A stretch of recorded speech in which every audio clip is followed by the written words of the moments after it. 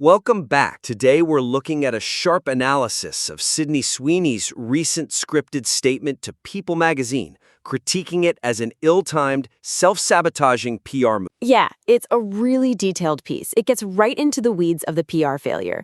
And it's strong. We're just going to jump straight into how to maximize its impact. Okay, so let's start with the focus. The analysis is incredibly sharp when it's on the immediate PR disaster, but the scope widens out quite a bit, you know? It really does.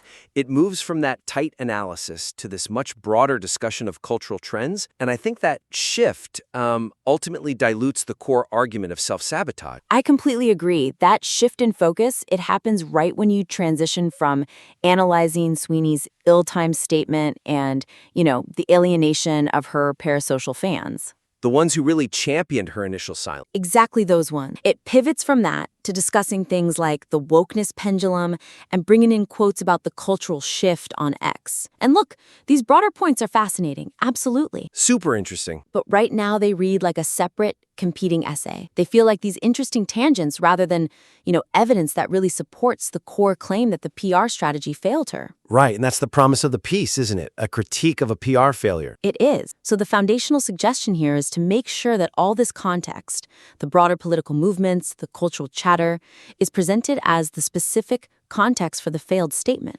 Or a consequence of it. Or a consequence of it, yes. Not as an equal subject of analysis. You have to subordinate that background noise to the main argument, and that's how you maintain a razor-sharp focus on the immediate effects on her career. But hold on, isn't that cultural context essential? I mean, how can we talk about a PR failure without understanding the cultural barometer they were trying and failing to read? Oh, it's absolutely essential, but it has to serve the narrative. Right now, it's sort of just presented as, hey, here are some interesting things happening culturally. Instead, you need to use that analysis to directly explain the flaw in the strategy. Okay. So think about the timing, for example. The statement came out 6 months after the initial controversy. Why wait so long? Yeah, what was the thinking? Well, perhaps the PR team genuinely misread that wokeness pendulum. Maybe they thought the cultural wind was shifting back to a point where some, generic apologetic statement would just slide by. Ah, I see. So instead of making the pendulum itself the subject, we use the misreading of the pendulum to explain the operational failure of the publicist. Precisely. For a concrete example, when you introduce the Pedro Gonzalez quote or the discussion about the echo chamber on X, frame it immediately after you talk about that 6-month delay. Okay. You can use this cultural analysis to explain why the PR firm might have advised this late response. You can argue they misread the moment, believing that a sudden, delayed deflection would be safe because the cycle was changing. And then you prove, with your analysis, that their advice was flawed. So it reinforces the argument that she acted based on a complete misreading of the cultural moment. Exactly. It's all about making the context functional, not just decorative. It becomes the evidence of the failure, rather than just background noise. That's a huge shift, yeah. It sharpens the entire focus. You want the reader locked in on the specific damage done by the statement, not, wandering off on a tangent about whether wokeness is making some kind of comeback. Okay. That makes perfect sense. And if we tighten that focus, it actually elevates your second major insight. Right.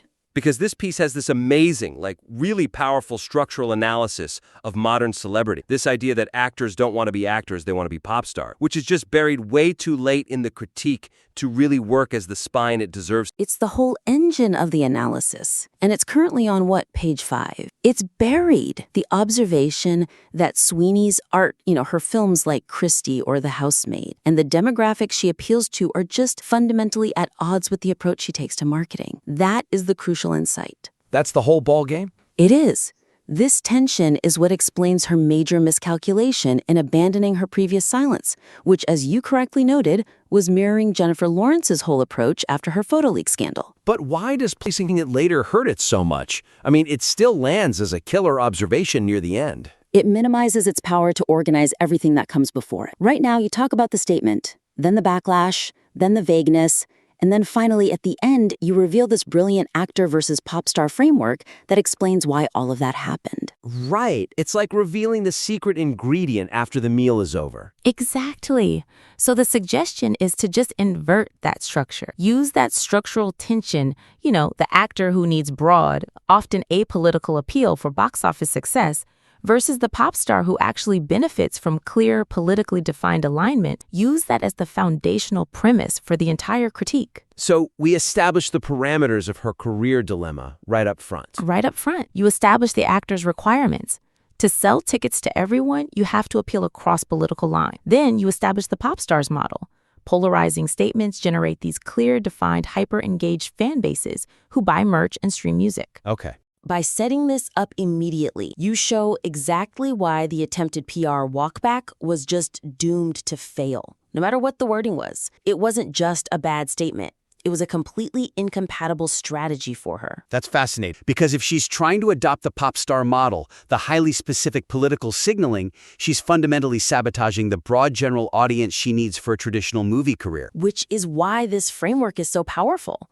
It justifies the panic you reference, the idea that she only reversed her stance from that GQ interview, where she was so firm about speaking only when she had something real to say. Only after her film Christie potentially underperformed. Exactly. The implementation is actually pretty straightforward. You just resequence the material, introduce the concept of actors seeking pop star benefits right after you discuss her earlier, more resilient stance. I see. And that lets you frame her defection from silence as this structural attempt to adopt the pop star model of speaking out, a model that, as the material argues so well, is just fundamentally incompatible with the demographics she needs for cinematic success. It stops being a critique of a PR firm's tactics and starts being a critique of a fundamental celebrity miscalculation. Which is far more compelling. It elevates the whole argument from bad advice to category error. A total category. Precisely. And it sets up the third critique perfectly, which is about how that flawed strategy actually showed up in the text itself. Right. Let's move into the direct impact of the statement. The piece clearly identifies that the statement alienated the parasocial right-wing supporters, the ones who claimed her as a mascot because of her silence. But the analysis could be so much stronger by specifically dissecting how the carefully vague PR language functions as the exact mechanism of betrayal. Oh, I love this idea. Because you note the statement's vagueness, denouncing the views some people chose to connect to the campaign, and speaking against hate and divisiveness, but you don't really linger on those phrases. We sort of glide past them. You do. We need to dissect how these ambiguous corporate phrases were perfectly designed to trigger that profound sense of betrayal in an audience that was already hypersensitive to any perceived concession to the cultural left. That's a fantastic insight. So you're saying the vagueness wasn't just like poor writing. It was the specific linguistic weapon that guaranteed the feeling of betrayal on the right and, frankly, alienation on the left, a total own goal. It's a total own goal. Absolutely. When an audience has imprinted on a celebrity as a silent symbol, any statement, especially when using these vague corporate buzzwords, is perceived as a confession. Yeah. So the suggestion is to really bolster the connection between the generic nature of the scripted statement and the inevitable perception of bending the knee. Your analysis has to interpret the choice to use phrases like "I'm against hate and divisiveness" as a subtle but undeniable disavowal of her perceived silent affiliation. And that disavowal is what guarantees alienation for that parasocial group. Because for them, any concession to the language of divisiveness is confirmation that she sided with the woke critique they were hoping she'd just ignore. Exactly. It's the ultimate linguistic double bind. For actionable steps here, when you present that specific quote, you need to dedicate real space to analyzing the implication of the phrase "chose to connect." Just think about what that phrase does. Chose to connect. Wow, it shifts the entire burden of interpretation and blame onto the audience. They chose to connect the campaign to certain views. It's pure deflection. It's PR in its purest form, and you need to highlight how that phrasing simultaneously fails to explicitly denounce the controversial views, so the statement is way too weak for the left, who demands specificity. Right. And at the same time, it implicitly signals alignment with the progressive critique by suggesting the conservative audience was the one misinterpreting things, which just confirms the betrayal for the right. It's a statement designed to apologize without committing to an apology, and in doing so, it just commits the ultimate social offense to everyone. It absolutely does. And it elevates your existing argument, which is already powerful, that the statement ended up sabotaging her in every conceivable way. It proves the sabotage was structurally and linguistically engineered. engineered. You have the chance here to move beyond just saying the statement was bad to showing precisely why the language made it an unavoidable failure for both sides. This is an incredibly insightful piece of writing. I think these adjustments will just dramatically enhance its impact. We think so too. It's really strong. So to summarize the actionable steps, we've basically identified 3 key areas. Right. First, tighten the focus right away. Make sure the cultural discussion serves only to enhance the analysis of the core PR failure, specifically the PR firm's misreading of the cultural moment, and doesn't become a separate tangent on the wokeness pendulum.